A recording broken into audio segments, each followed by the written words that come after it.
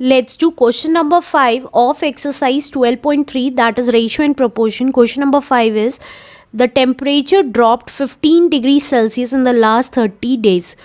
15 degree Celsius temperature गिर गया है लास्ट 30 डेज में, कम हो गया है. If the rate of temperature drop remains the same, अगर जितने रेट से यहाँ पे टेम्परेचर ड्रॉप हुआ है 30 दिन का, अगर वो टेम्परेचर सेम रहता है ड्रॉपिंग का, how many degree will the temperature drop in the next 10 days. तो हमें ये बताना है कि नेक्स्ट 10 डेज में, ये देखिए नेक्स्ट 10 डेज 30 दिन के बाद जो 10 दिन हैं, अगर सेम रेट से टेम्परेचर गिरता है तो टेम्परेचर कितना ड्रॉप होगा. इस क्वेश्चन को करने के दो तरीके हैं, आप कोई से भी मेथड से कर सकते हैं. तो चलिए पहले हम एक फर्स्ट मेथड देखते हैं कि क्या है. सेम यूनिटरी मेथड ही लगेगा. अब हमें नेक्स्ट 10 डेज यहाँ पे भी कह रहा है और यहाँ 30 दिन का 15 डिग्री दिया है, तो जो डेज दे रखे हैं दोनों जगह, तो हम उसको लेफ्ट साइड ले लेंगे. इन 30 डेज टेम्परेचर ड्रॉप्ड, कितना टेम्परेचर ड्रॉप हुआ है, that is 15 degree Celsius, right. अब 30 डेज का टेम्परेचर दिया हुआ है तो एक दिन का निकाल लेंगे, एक डे में कितना टेम्परेचर ड्रॉप हुआ. टेम्परेचर ड्रॉप्ड कितना आ गया, देखिए 30 दिन का टेम्परेचर 15 डिग्री था, तो एक दिन का क्या करेंगे, यूनिटरी मेथड के अकॉर्डिंग डिवाइड हो जाएगा. ज़्यादा दिन का दे रखा है, कम दिन का निकालना है, तो डिवाइड हो गया. तो ये कितना आ गया, 15 1 15, 15 2 30, तो ये आ गया 1/2 डिग्री सेल्सियस. हाफ कहें या 0.5 कहें कि एक दिन में 0.5 डिग्री सेल्सियस हमारा डिक्रीज़ हो रहा है. अब वो कह रहे हैं नेक्स्ट 10 डेज में कितना डिक्रीज़ और हो जाएगा टेम्परेचर. तो अब नेक्स्ट 10 डेज कैसे निकलेंगे, 30 दिन तो ये वाले और उसके आगे के 10 दिन, या तो ऐसे निकालिए, तो इन 30 दिन ये वाले और आगे के 10 दिन, नेक्स्ट 10 डेज मीन्स आगे के 10 दिन, तो इसका मतलब 40 डेज. तो इन 40 डेज टेम्परेचर ड्रॉप्ड. 40 डेज में टोटल टेम्परेचर कितना ड्रॉप हो जाएगा, एक दिन का पता चल गया, 40 डेज का निकाल सकते हैं, तो 1/2 इंटू 40 हो गया. कैसे, देखिए एक दिन का पता था, 40 दिन का निकालना था, तो एक दिन का जब दिया हुआ होता है और ज़्यादा दिन का निकालना होता है तो हम मल्टीप्लाई कर देते हैं. तो ये कितना आ गया, 2 1 2, 2 इंटू 20 इज़ 40, तो दैट मीन्स 20 डिग्री सेल्सियस आ गया, राइट. कि आगे नेक्स्ट 10 डेज तक, मतलब टोटल 40 डेज में कितना टेम्परेचर ड्रॉप हो जाएगा, 20 डिग्री सेल्सियस. लेकिन हमें ये निकालना है how many degree will the temperature drop in the next 10 days. सिर्फ नेक्स्ट 10 डेज में कितना टेम्परेचर ड्रॉप हुआ. तो देखिए अगर मैं फर्स्ट 30 डेज में देखूं तो 15 डिग्री सेल्सियस ड्रॉप हुआ, और फर्स्ट 40 डेज में देखूं तो 20 डिग्री. तो लास्ट के 10 डेज में कितना ड्रॉप हुआ, तो कैसे निकालेंगे, temperature dropped in next 10 days.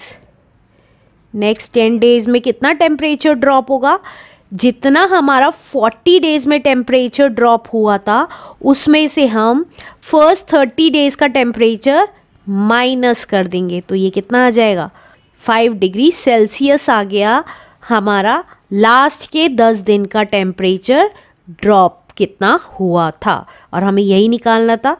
तो एक तो ये मेथड है, एक और मेथड है इसको सॉल्व करने का, यहाँ पे लिख देती हूँ. और कैसे करेंगे, हमें पता है हमने किया था 30 डेज में 15 डिग्री सेल्सियस हमारा टेम्परेचर ड्रॉप हुआ. तो in 30 days temperature dropped is equals to 15 degree Celsius. तो एक दिन में कितना होगा, ये पहले के जैसे ही है, एक दिन में हमें पता चल गया, ज़्यादा का दे रखा है, एक का निकालना होता है तो डिवाइड कर देते हैं. तो ये आ गया 15 1 15, 15 2 30, तो ये आ गया हमारा 1/2 डिग्री सेल्सियस. अब हमें नेक्स्ट 10 डेज का निकालना है, तो सिर्फ उस 10 डेज का निकाल लेते हैं कि लास्ट के 10 दिन में कितना ड्रॉप हुआ.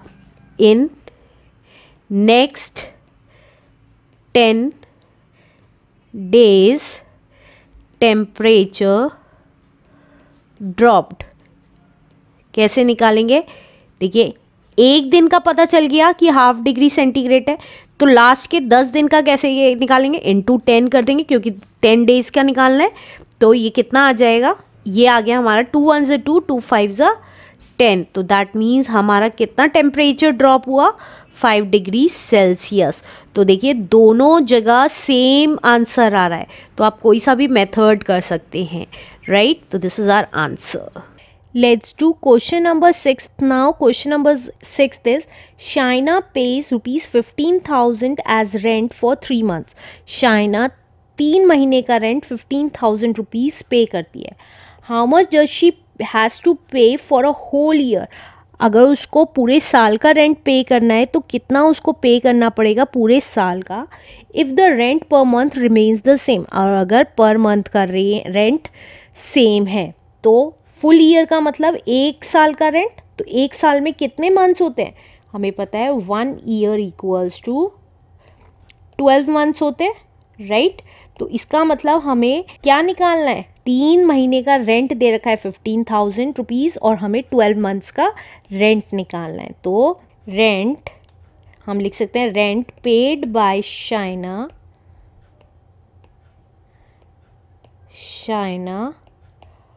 for 3